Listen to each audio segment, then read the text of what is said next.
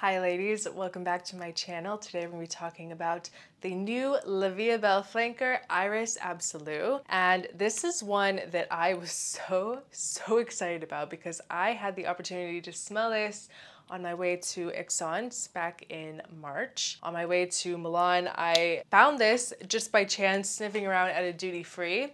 And I saw this new flanker, and I've always had like a love-hate relationship with the Vie Est Belle line. There are some that I bought earlier in my fragrance journey and I really loved it, and then I kind of outgrew it, sold the bottles, and then they came out with their last flanker, which I really loved, but then eventually outgrew that one as well.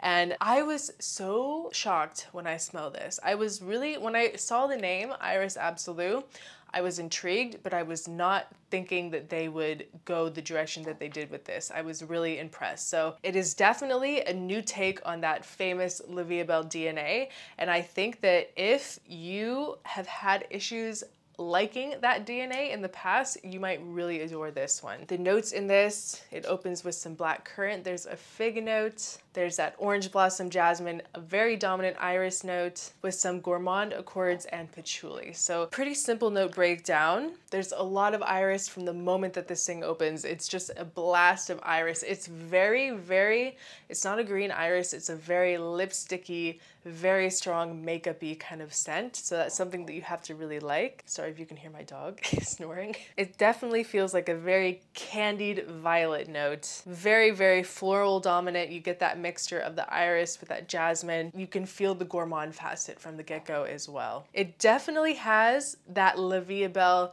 signature kind of syrupy feel to it, syrupy sweetness that people either really love or they really dislike, but it is really toned down. There's something about this very powdery, lipsticky, it's kind of hard to describe, but it almost feels like textured, right? Like when you smell things that have a very makeup-y, lipsticky iris, it kind of smells like a little, not gritty, but I feel like in a way it really balances that syrupy sweet vibe that you get from the just normal Vie Est Belle DNA that's really off-putting for some people, myself included.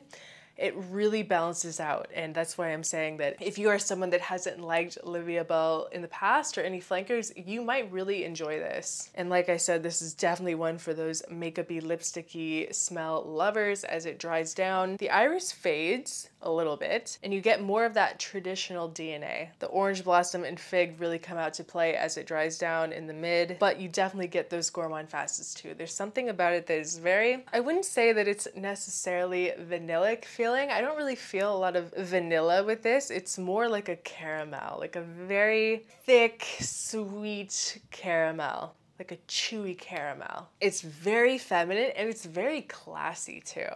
I feel like this is kind of like a new take on the DNA that's more elevated. I feel like the original Vie Est Belle DNA is something that is a little, it's overdone and it's not like a very mature or classy scent. Like in a way it's mature because I know that a lot of older women like to wear it, but in a way it's also very young and non-impressive because it's just so sweet. It's just so over the top sweet. I feel like this is the perfect in between.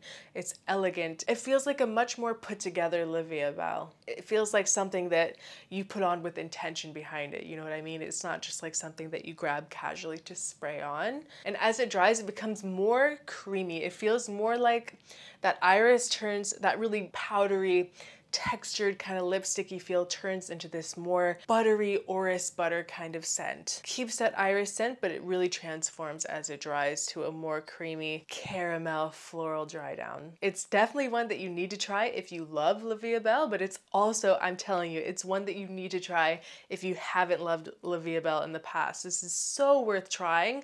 It's very accessible, easy to find. I know it's in America now.